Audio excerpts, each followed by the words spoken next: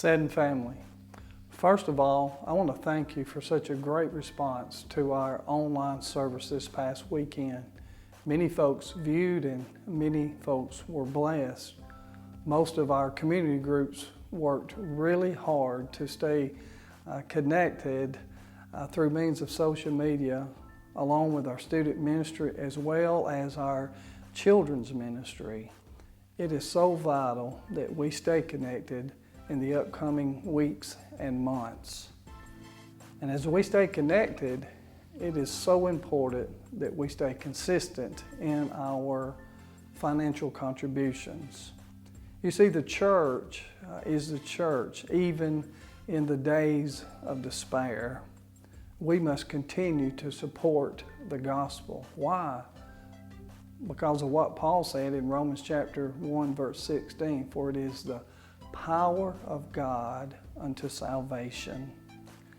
If you are uncomfortable with using our means of online giving, you can simply come by the church and drop your contribution off during our office hours, Monday through Thursday, 9 to 5. And we also can mail you some pre-addressed tithing envelopes for your convenience to give as you give each week. One last thing, I challenge each family at Seddon Baptist Church to take the time every night, somewhere around 8 o'clock, to pray about this whole situation that we find ourselves in. You say, Pastor, what can I pray for? Well, first of all, I believe that we need to pray for our God. We need to pray for our God to intervene.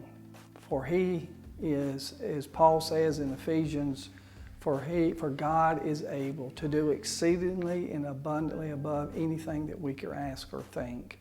So we need to pray to God. Second of all, we need to pray for our president.